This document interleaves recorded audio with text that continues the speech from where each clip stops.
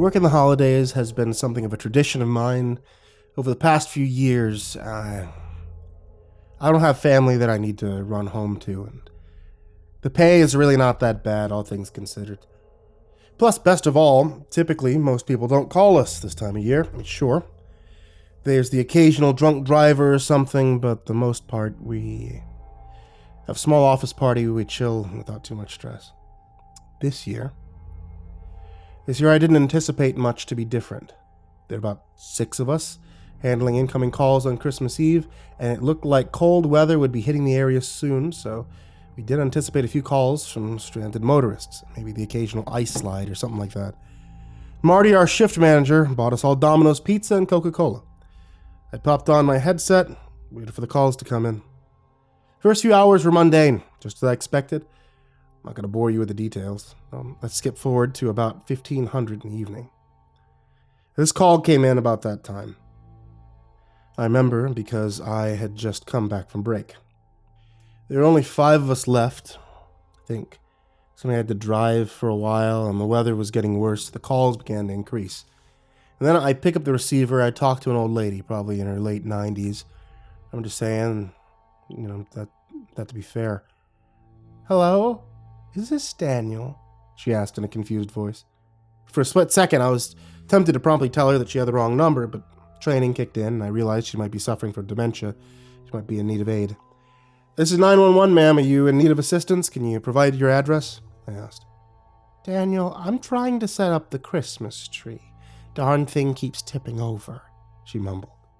They heard cats in the background and something that sounded like pots banging together. I see. Is anyone else there with you, ma'am? I asked slowly as I typed up a short response on my computer. I didn't expect this to be a lengthy call at all.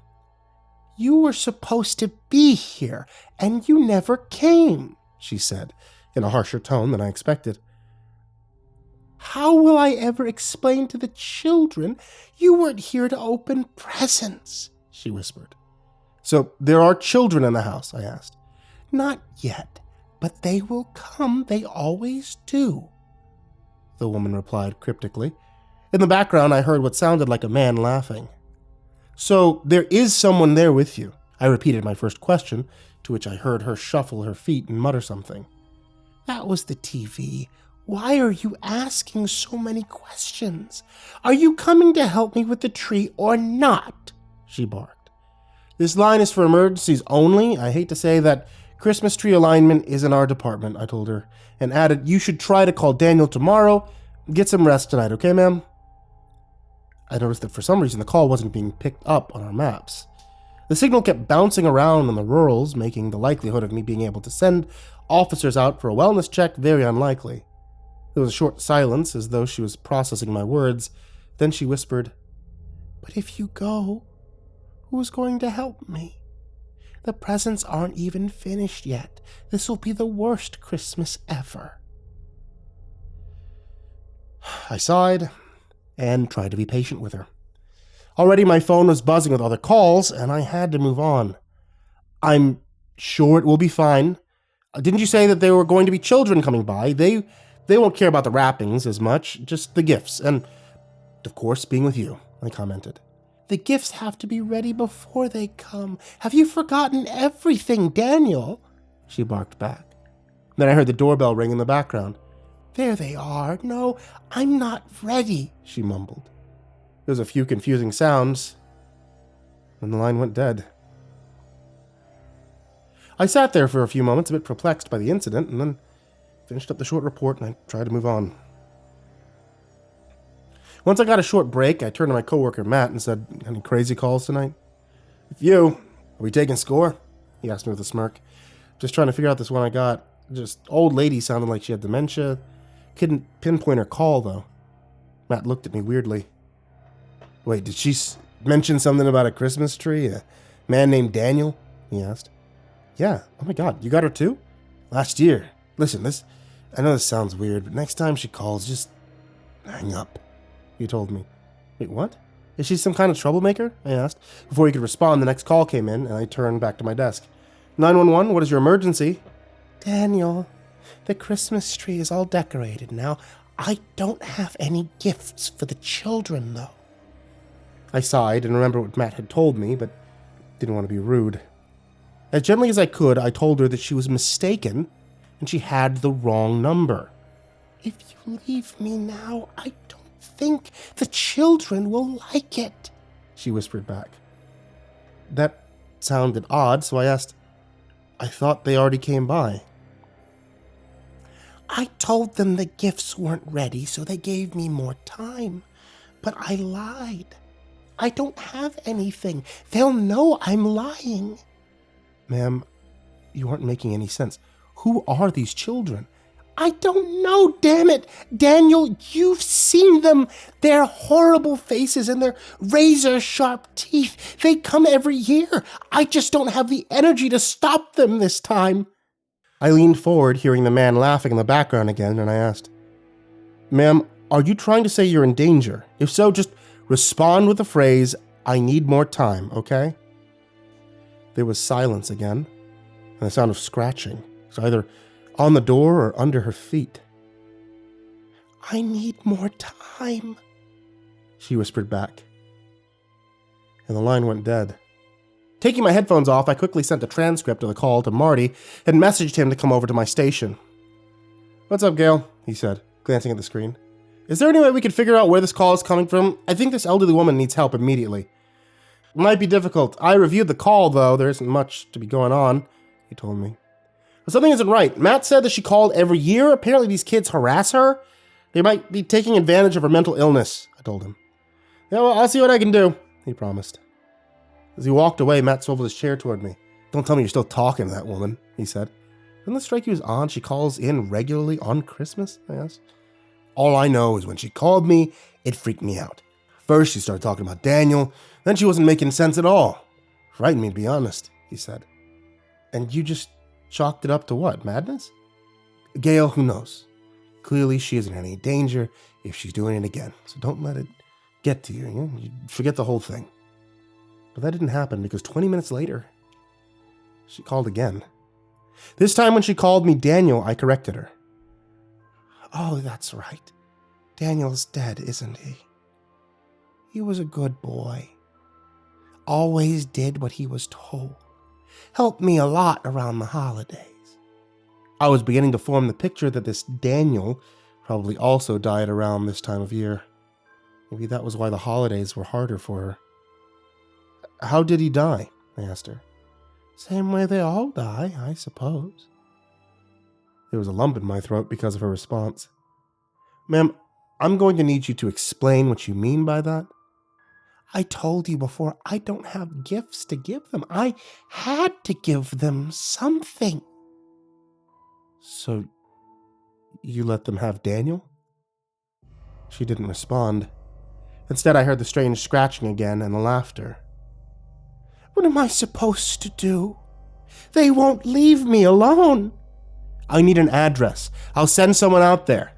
You can't come. They'll just kill you. Please, let me help you. Only Daniel could help me, and he's gone now. Gone forever. The scratching was growing louder, and so was the laughter. I realized it sounded like children playing. Then let me be Daniel for you. I can be Daniel. I wasn't sure if what I was saying made sense to her, but after another moment of silence, she said, You would do that for me? I told her yes, and finally got an address. Now I need you to stay on the line with me. I'm going to get professionals there as soon as possible. Suddenly, she screamed like she was being attacked. What's going on? Is someone else there? I asked. The laughter was drowning out her screams as I heard the children excitedly crying out. And then I heard awful sounds like they were the ones hurting this poor woman. I snapped my fingers to Matt excitedly and jotted a quick sticky note for him to tell the dispatchers to book it. Despite his misgivings from earlier, he obeyed my instructions. Ma'am, are you okay? I can't hear anything. What's going on? I asked. The screams were making my ears hurt. And then just when I thought I couldn't take anymore, the line went dead. I tried to reconnect, but suddenly the line was out of service. Whatever was going on here, I was in the dark. I didn't find out much until the paramedics returned. Marty called me into his office. Well, what did you learn? Was the woman okay? I asked. I'm not sure what kind of prank this was, Gale, but it was weird. It was a long drive out there for nothing. For nothing? What do you mean? The address you gave us was a smoldering pile of ash. Old fire, probably from 3 or 4 years ago. Nothing but debris. Certainly no woman, paramedic told. Well, that's impossible. I talked to her only an hour ago. Maybe she gave the wrong address, I asked. Who knows? Looks like it was pretty bad, though. Several small corpses inside, too. Might have been children's home, something back in the day. Children. It lined up with what I'd heard. Had I been talking to a ghost? Thanks for at least checking it out, I told him. I returned to my desk and told Matt what had happened. Not surprised. It was a prank. Something doesn't feel right about it, though. I can't put my finger on it, I admitted as I placed my headset back on and started taking calls again. 911, what's your emergency? No response. Then I heard heavy breathing, like someone was struggling to get words out. Daniel, you didn't come. A chill ran down my spine as I became filled with dread. It sounded like she was dying, or perhaps she was already dead. What happened? I whispered. I stopped them. All of them. They're dead now, and so am I. Maybe I can protect others from their evil this way, she asked, as I heard her cough and vomit. You burned your house? I said. Won't be long before I'm forgotten. So these wicked little creatures will be gone too. All of them back down to hell.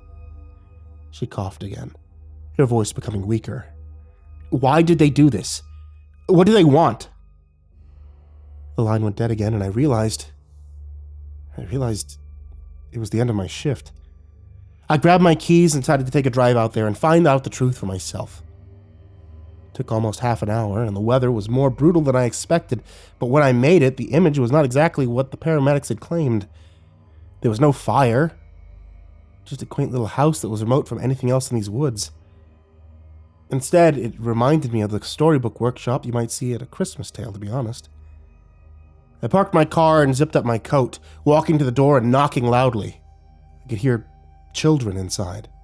An old woman that looked like she had come off of a Norman Rockwell painting came to the door. She appeared to be blind and crippled. Who is it at this hour? It's Daniel, I lied, as I peeked inside the house. It was dark. I could faintly see a Christmas tree and some food on the table, and I kept hearing laughter. Oh dear, please come in. I waited for you. I followed her into the cramped corridor toward the tree. Something smelled awful, like a rotting corpse was hiding under the spruce. Do your lights not work? I asked as I felt the children get uncomfortably close to me. Their hands felt dirty and old. Hush now. We need to begin our festival, the old woman told me. Then she lit a match. I opened my mouth to ask what she was doing, but then tossed the match into the Christmas tree, igniting it in seconds. As the flame blazed, the room around me became clear. All of her children, if you could even call them that, were naked and resembled old men, growling and snarling as they began to attack me with jagged teeth and twisted nails. The old woman laughed madly, and I saw an older man in the background, his belly carved out, probably from a previous meal given to these little demons. I managed to pull myself up and push the tree down, the mighty spruce hitting the old woman harshly before I dashed towards the door. The demon children were right behind me, cackling like wild animals as the fire spread. I made it back to my car and watched as the tiny home went up in a blaze, fulfilling the words that my coworker had claimed they saw. I made sure none of those awful lads made it out of the home, and sat there gasping for breath in the cold as the fire died down until only ash was left. I cranked up my car and called it a night, my body still numb to the entire experience. The day after, I had a morning shift, and some of my coworkers were asking about the call, but I didn't want to even bother to recall the incident. I sat down tiredly beside another dispatcher, saying a prayer that the nightmare would end. Then I heard them answer their phone and repeat what I had said to the old woman the night before. Snatching the headset off, I disconnected the call before they got roped in as well. What was that about? They asked. If that lady calls again, don't answer, I paused and realized that would likely mean that others in the office would be in danger too. Tell anyone if a woman calls asking for Daniel, forward that call to me, I ordered. I sat back against my chair, skin bristling with pain as I waited for the call. I'll just have to make it past the holidays. Then she'll stop. Until next year.